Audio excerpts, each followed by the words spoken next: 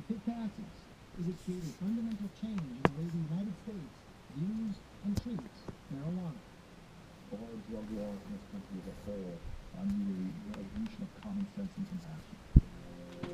For starters, it would do something scientists have been begging for: reschedule cannabis from Schedule 1 to a much less restrictive Schedule 2 controlled substance. Once you make the class of drugs Schedule 2, you can then research it and find out what are the medical impacts and when can you use it, when does it make sense. So that is what's necessary here. It's so simple. The bill would also mandate more farms to grow research-grade marijuana and allow greater access to it for those in need, including veterans who would, for the first time, be able to get a prescription for medicinal marijuana from the VA hospitals. Let's stop the pot hypocrisy. We now have had 3 presidents that have admitted to smoking marijuana. People in public office all throughout the Senate have said, hey, I've smoked marijuana recreationally. How much of a hypocrite do you have to be to say that I broke American laws using pot as a recreational thing, and that I'm not going to support this idea that as a medicine for severely sick people, that they shouldn't be able to access this drug? It's an important question, a question that I took to the President of the United States. There's a bill on the floor of the Senate now proposing that marijuana get rescheduled from Schedule 1 to Schedule 2, saying it has no medicinal benefit to possible medicinal benefit. Yeah. Do you support that? You know, I think I'd have to take a look at the details, but I'm on record as saying that not only do I think carefully prescribed medical use of marijuana may, in fact, be appropriate, and we should follow the science as opposed to ideology on this issue. It has been that message all along, throughout our history. Ideology has trumped science often, too often. But every now and then a revolution takes hold and is guided by those unwilling to give up. We got to keep the pressure on, because the only thing that's getting this thing moved forward is the pressure. A revolution that has moved so far in nearly 3 years, when we first met young Charlotte and saw her life transformed by medical marijuana. A government who once fought, now supports. A farm once barren, now abundant. Studies once forbidden, now underway, trying to provide scientific proof that could change, and yes, even save lives, like it did for Sean Kernan and his family. You think it helped save him? I do. You know, we've walked down those roads together, and it's been a process that has been by no means fun or painless, but we're here today, and that's kind of how we look at it, and we look at it from the perspective of helping others. Helping others and changing the world. The marijuana revolution has only just begun.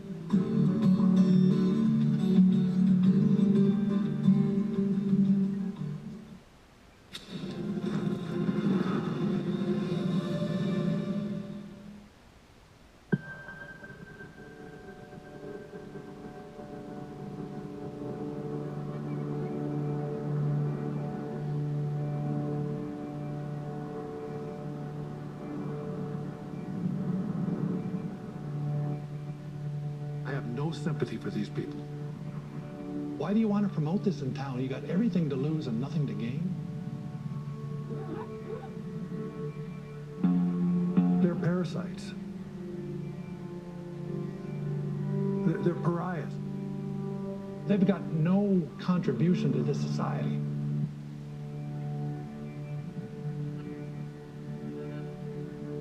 They're preying on our community and our residents and our kids.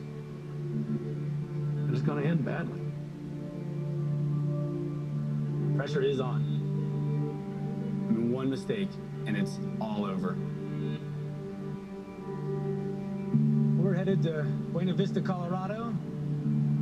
We've got exactly $100,000 in cash in a bag in the back of this car. Fortunately, no one on this highway knows that. There's one of our prisons. I bet there's guys right there in that prison for doing just what we're about to do. Marijuana, pot, grass, whatever you want to call it, is probably the most dangerous drug in the United States. I shall continue to to oppose efforts to legalize marijuana. I inhaled frequently. That was the point.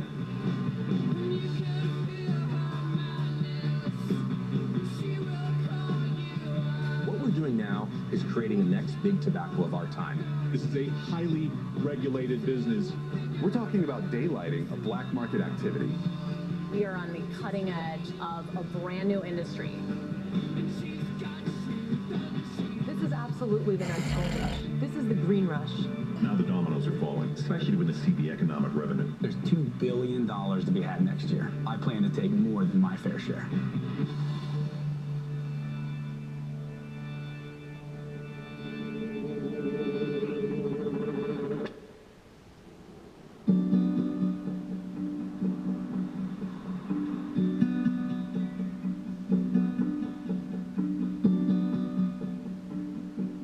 Breckenridge is a quaint, authentic, historic town, and our brand is a family-oriented, health-centered community. It's both family-friendly, but also a place where you can be yourself and let your hair down. Breckenridge is a gorgeous place to live. It's a gorgeous place to bring your family. We're known for arts and culture and science, and we happen to have the best ski resort in the country. Breckenridge is a destination spot for people from around the world. It has about 5,000 people year-round, but it brings in about 1.5 million visitors annually, and that was what made us decide this is the place for our marijuana business.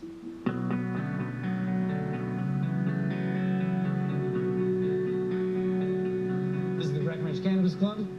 This is our lovely Maura, rolling a joint for our store. This is the weed we sell. These are some of the edibles, some of our concentrates, all of our accessories.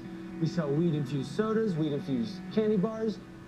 We very specifically chose Breckenridge. It wasn't by mistake. It wasn't because we couldn't find a location in Denver. You know, they can fight over their competition, their low margins, their security issues. We'll do business here in Breckenridge. I'm fine with that. Hey, how's it going? We're snowboarding. How awesome. Every snowboarder's got a pot. So. Oh my gosh, you are I'm an right outsider about on this hill. Yeah, I got the look going on. I need the weed. So, unfortunately, we will not be able to help you out today. We are medical only at the moment. When you look at the medical marijuana industry, it's a totally different business than a recreational industry. If I come back on the 1st, what happens? You do not need a medical marijuana license. You do not need to be a resident. As long as you're over the age of 21 and you have a valid ID, you can walk into a cannabis shop like ours and purchase marijuana. Brian opened on Main Street 4 or 5 years ago. It was medical marijuana, hoping that maybe it would switch to recreational, and it did. We were down there in the tourist space for 4 years. 4 years. Selling medical marijuana that they couldn't buy. Ryan ended up with the only medical marijuana dispensary on Main Street because a couple others failed. And here we are downtown paying this enormous rent, taking this enormous risk. It's because we'll be here when the first of the year comes, when we're allowed to go for recreational sales to tourists. It was a huge gamble.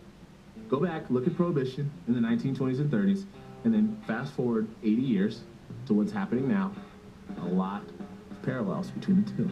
Once we start looking at marijuana as a commodity, it's going to be grown, it's going to be bought, it's going to be sold, it's going to be consumed, and it's going to happen like that over and over and over again.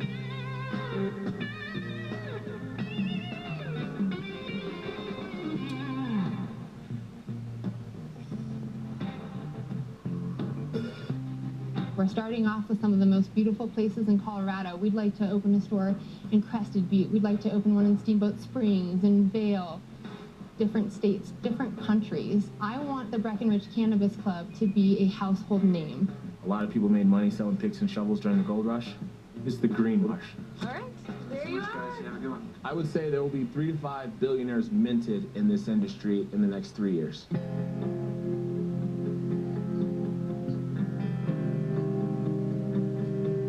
This right here, this is the real stuff.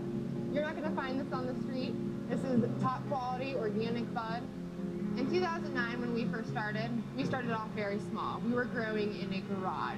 We had our own medical marijuana cards, and we had a few other patients. We mostly just grew and gave that away until there was a profitable business plan that we could go forward with, and that's when we got into Breckenridge. We didn't work as hard as we've worked the last 4 years to just scrape by. We have much bigger plans than that.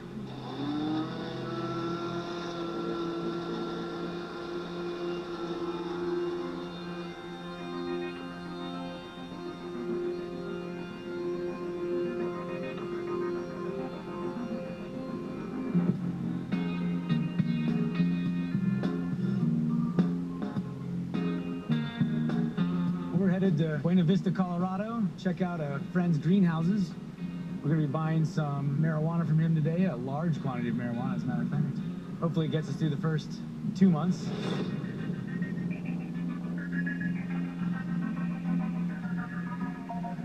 These are a couple of the kinds, so if you want to just take a look, I have this, and then I have all of it pre-packaged. That's what we got going on here. Yep. Yes. Okay, This cool. is some LA cheese, and this is some Purple Dream, and then I have LA Woman. That always does real well. Want to count the money? Yeah, definitely. So we got Let's check some for you this right out. here. Oh my gosh. Here you are. All right, pay some bills now. Thank goodness. I want to be the Steve Jobs of marijuana. How great would that be? We mandated by ordinance that they would have 1 year to continue on Main Street doing retail sales, and that after that year, relocate to Airport Road. I think we have an image to protect. I personally have spent 35 years of my life building this town to what it is today. We have beautiful boutiques, and we have great ski shops. We have wonderful restaurants. We've got to protect our town. Marijuana shops on the second floor lead to the paraphernalia shops on the first floor, which then further enhances activity that may not be legal. Thanks. I think without question the identity of Breckenridge is at a tipping point.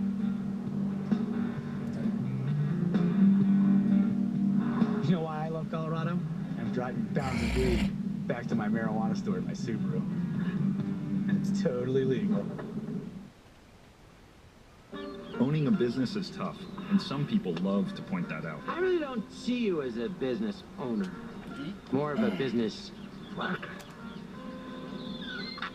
But with GoDaddy, you can get a domain and website, so you can succeed, despite the doubters. Every train needs a caboose.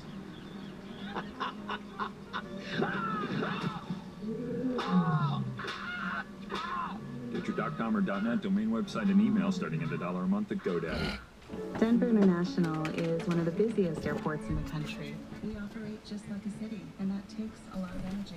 We use natural gas throughout the airport for heating the entire terminal, generating electricity on site, and fueling hundreds of vehicles. We're very focused